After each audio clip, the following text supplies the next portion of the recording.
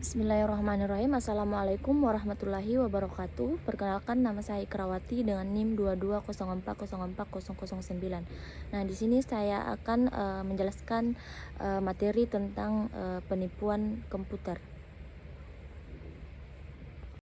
Adapun pokok pembahasan yang pertama itu ancaman sistem informasi modern. Nah, ancaman sistem informasi modern ini ada 4. Yang pertama itu bencana alam. Nah, contoh bencana alam ini seperti banjir, gempa bumi, badai, kebakaran, dan lain-lain. Dapat menghancurkan perangkat komputer dan tentu saja dapat menghapus data-data sistem informasi akuntansi yang dimiliki oleh perusahaan.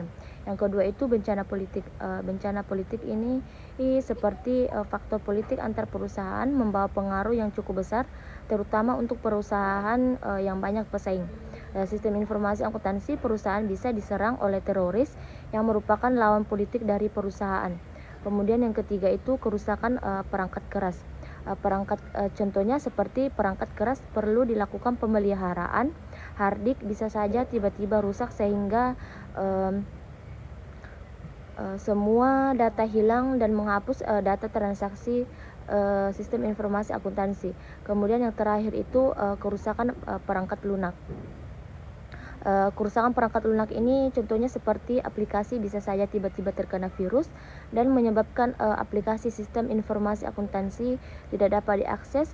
Situasi dan kondisi ini tentu saja dapat merugikan pihak perusahaan.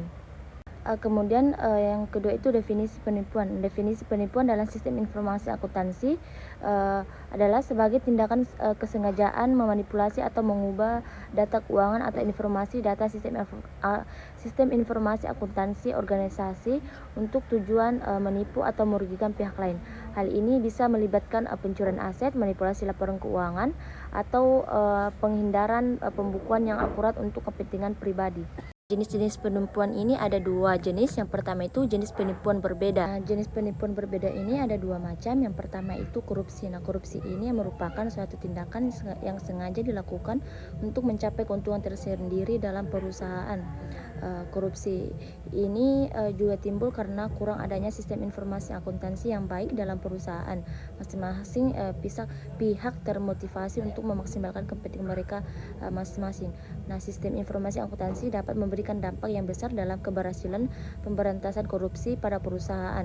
Nah, sistem informasi akuntansi yang baik dapat dilihat dengan memberikan laporan keuangan yang transparan, akurat, dan dapat dipahami. Selanjutnya itu penipuan investasi. Nah, penipuan investasi dalam sistem informasi akuntansi itu merujuk pada segala bentuk penipuan atau manipulasi yang terjadi dalam proses akuntansi sebuah entitas atau perusahaan. Ini bisa termasuk praktik-praktik seperti manipulasi laporan keuangan, pencurian aset atau dana, skema penggelapan, skema punsi atau investasi bodong, penyalahgunaan akses. Penting untuk membangun sistem pengendalian internal yang kuat dan melakukan audit secara teratur untuk mencegah dan mendeteksi potensi penipuan investasi dalam SIA. Kejujuran dan transparansi dalam pengelolaan informasi keuangan juga sangat penting untuk mencegah potensi risiko ini. Kemudian yang kedua itu penipuan bisnis. Nah, penipuan bisnis ini ada 2 macam. Yang pertama itu penyalahgunaan aset. Penyalahgunaan aset dalam sistem informasi akuntansi merujuk pada penggunaan yang tidak sah atau tidak benar dari aset perusahaan dalam konteks pengelolaan dan pelaporan keuangan. Ada beberapa contoh penyalahgunaan aset dalam SIA. Yang pertama pencurian aset fisik. Nah, pencurian aset fisik ini seperti penggelapan barang-barang fisik perusahaan seperti inventaris, peralatan atau barang dagangan yang tidak dicatat dengan benar atau tidak dilaporkan. Kemudian yang kedua itu manipulasi aset tidak berwujud, seperti pengelambungan nilai aset tidak berwujud seperti goodwill, merek dagang atau hak cipta untuk meningkatkan nilai perusahaan secara tidak sah. Kemudian yang ketiga itu pengalihan aset.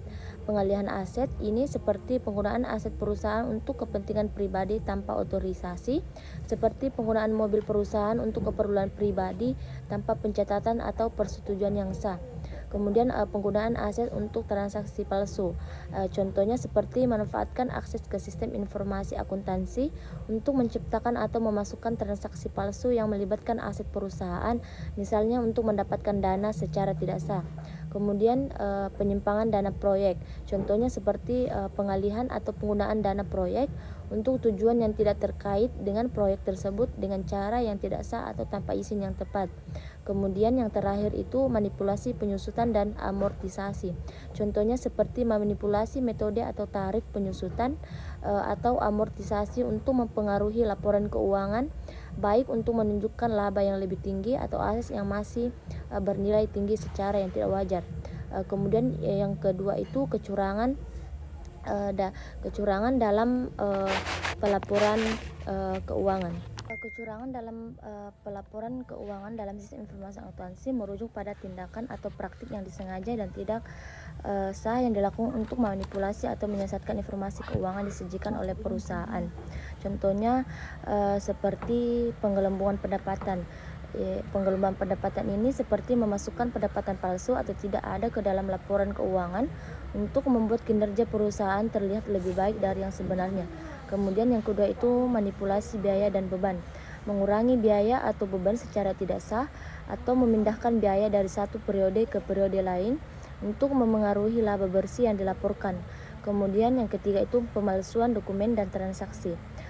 Contohnya seperti membuat dokumen palsu atau memasukkan transaksi palsu ke dalam sistem informasi akuntansi untuk menutupi kegiatan ilegal atau mendapatkan keuntungan pribadi. Kemudian yang keempat itu penyembunyian liabilitas. Contohnya seperti menyembunyikan atau mengurangi jumlah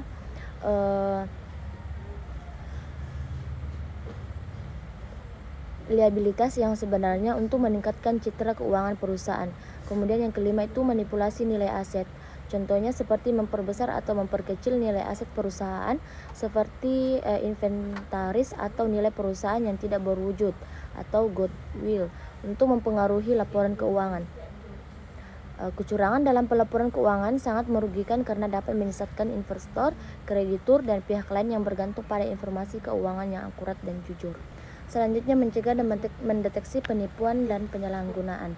Yang pertama itu membuat penipuan agar tidak terjadi. Contoh seperti menciptakan budaya organisasi yang menekankan integritas dan komitmen untuk nilai etis dan kompetensi. Kemudian yang kedua mengadopsi struktur organisasi, filosofi, manajemen agar operasional dan risiko yang minimalkan kemungkinan penipuan.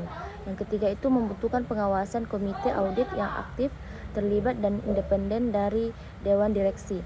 Kemudian yang keempat itu menetapkan otoritas dan tanggung jawab untuk tujuan bisnis atas departemen dan individu tertentu.